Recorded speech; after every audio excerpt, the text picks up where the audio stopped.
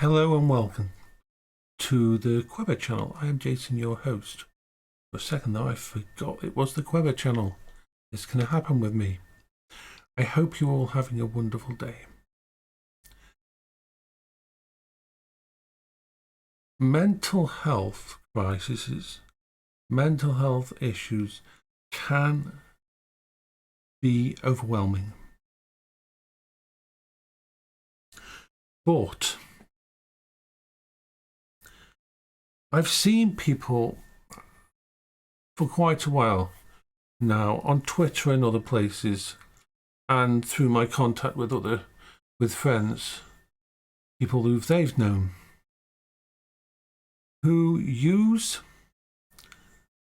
mental illness as an excuse to being violent, excuse to being really nasty to people, an excuse to being evil, basically. And the thing is, this is a problem. This is a problem because while it is possible for an autistic person to lash out and to get overwhelmed to the point where they can blow a gasket, it isn't all the time. Being autistic does not give you an excuse to be violent to people. It doesn't.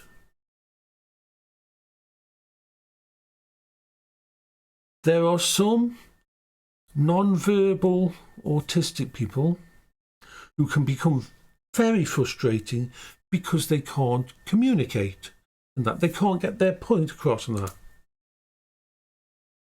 But autism does not make you violent. Autism does not make you a monster. And I'm seeing a lot of people who are making excuses for people with mental health. And it's not right. Especially the kind of excuses that let them get away with basically murder or the equivalent. We need more mental health support out there.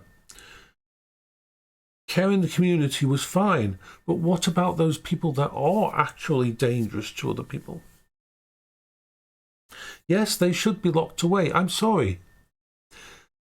If you are looking after someone and that person is violent and that person lashes out and that person doesn't have the same values as a non-ill person, then that person is a danger. And you cannot excuse them just because of saying, oh, it's okay, it's because of this.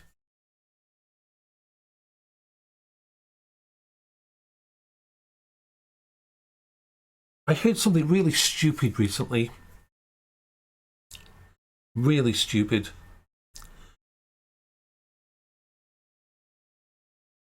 Oh, he hurt you because he likes you.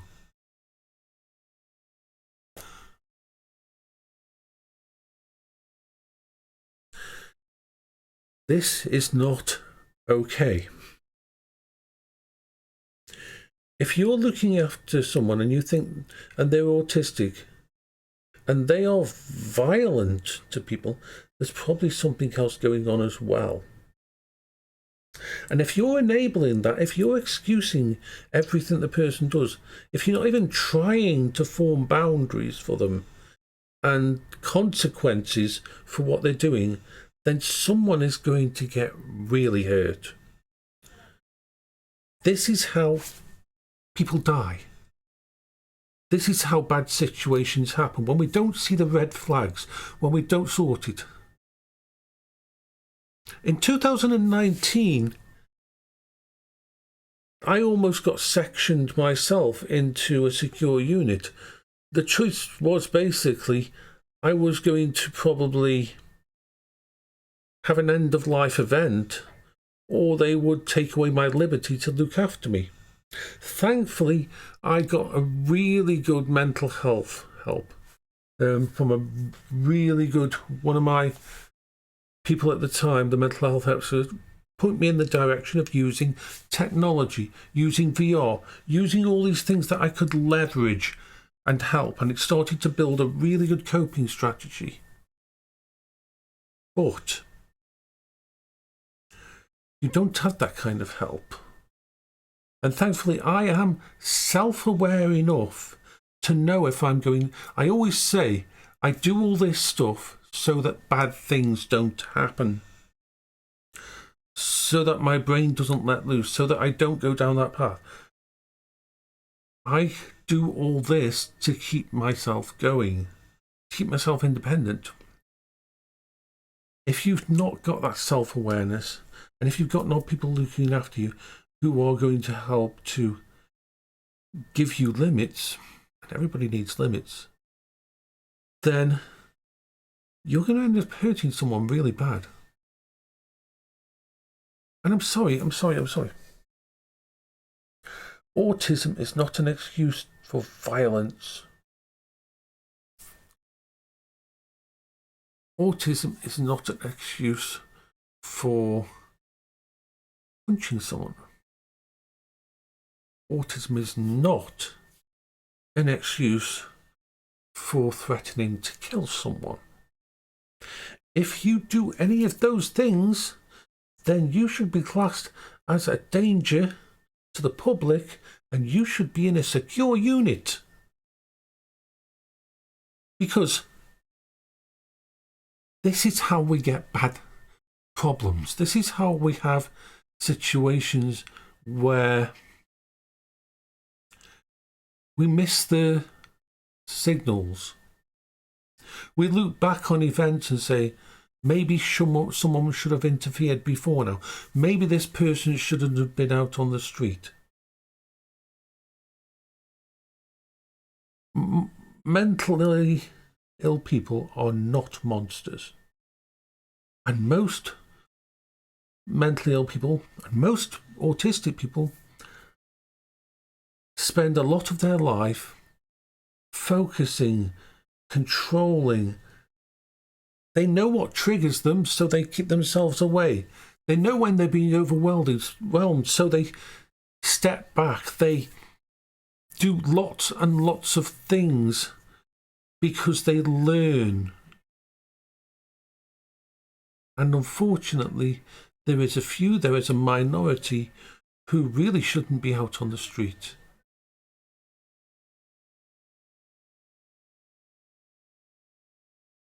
The same goes for bipolar and ADHD and the meltdowns that you can have. We spend most of our life trying to stop the meltdowns. With ADHD, you want to spend most of your life trying to stop yourself from falling into a pit of extreme depression or extreme hypomania. It's hard work.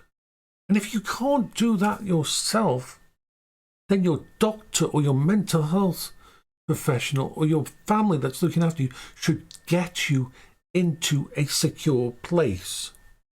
Because it's too late when someone gets killed. If you have proven that you don't value human life, for example,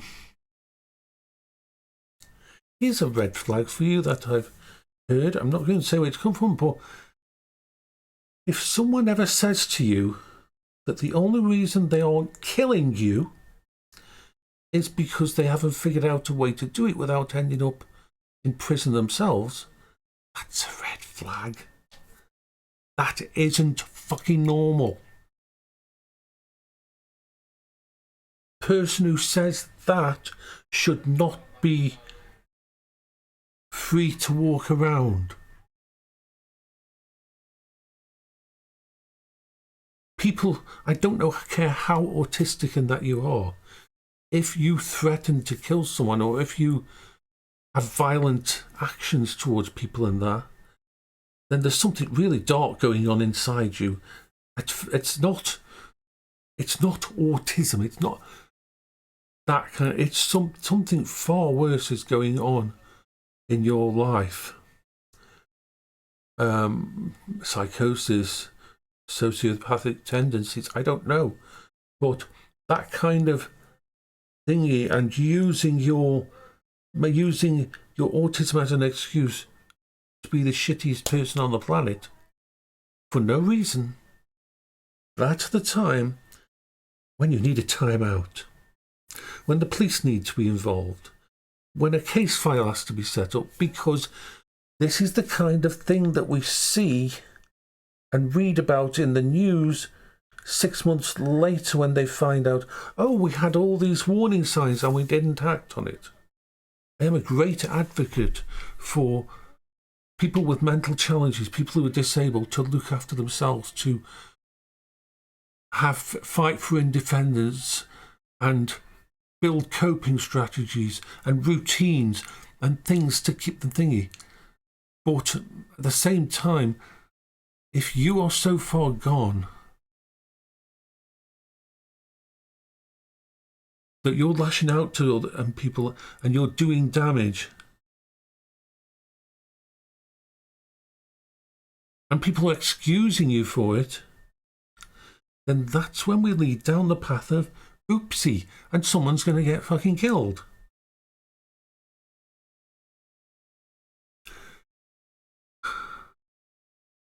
It's a difficult conversation, but it's one that needs to be had.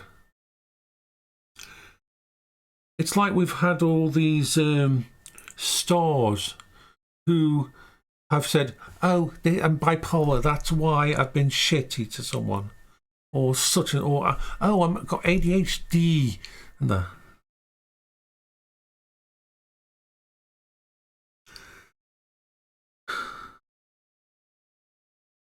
Part of the challenge of dealing with all this mental illness stuff is either trying to figure out how to cope yourself or getting help. If you're a danger to other people, and if you see these warning flags, you cannot excuse them because they've got autism. It doesn't work that way. Yes, I've had blowouts. I'm dealing with autism, bipolar, and ADHD. I've got PTSD. I've got lots of issues and I've got lots of background trauma.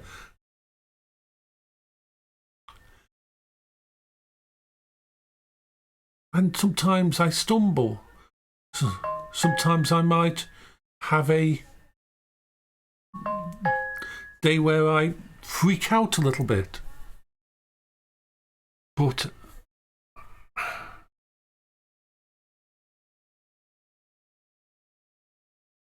some people can't be helped at home. Some people can't be caring community.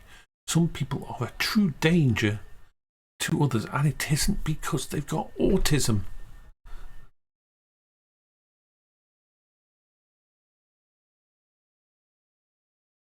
All people with mental illnesses and disabilities can have blowouts, can have thingies, but we'd have to take responsibility,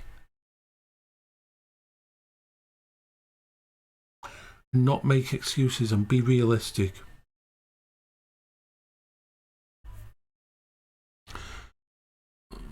The worst thing is that it feeds back on the general public opinion of people with autism and that. All it takes is just one autistic person who has other problems and to do something really violent and really nasty for the papers and that to start wanting to round up everyone with autism.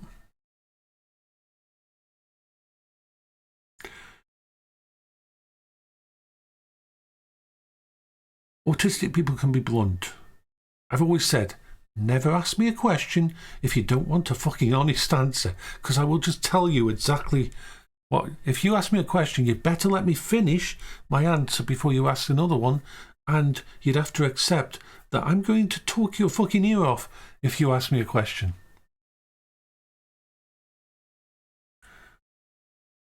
We don't do so well with social niceties. We don't do so well with the fake social stuff. We can't do that. If we ask someone how they are, we actually are asking them how they are. It's not a fucking greeting to us. We can get overloaded and have meltdowns. A lot of that can just seem like the screaming heebie-jeebies when everything's too much, or we wanted to go sit in a corner away from everything with a blanket over our heads because everything's overwhelming us. Just being in a room with other people can overwhelm us. But lashing out, hurting people, threatening people, being violent, those kind of things, no. That is more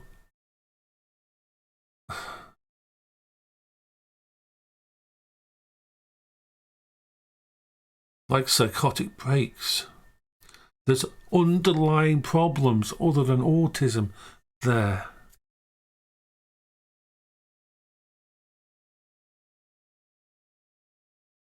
So no, autism doesn't give a free pass. And I'm talking now to the families looking after autistic people, or even pretending that this is all to do with their autism. That's more the point. If you're looking after someone who's an adult and they aren't start getting violent and lashing out and doing damage, it's your fucking duty to let the police know, to let the mental health teams know, to let people coming around know that they are in danger from this person. I don't care how much that person is. Oh, he's my little angel. Fuck that shit. If he is if he is putting people in danger, you damn well better not start using autism as an excuse for their actions. This is not like me sitting on my Discord channel and talking for 3 hours about a new special interest. Yes, that can torture people and bother them.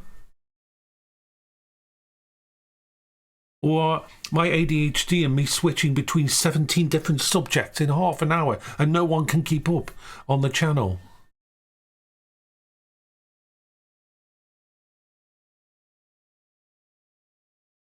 That can probably bother people's sensibilities. But no.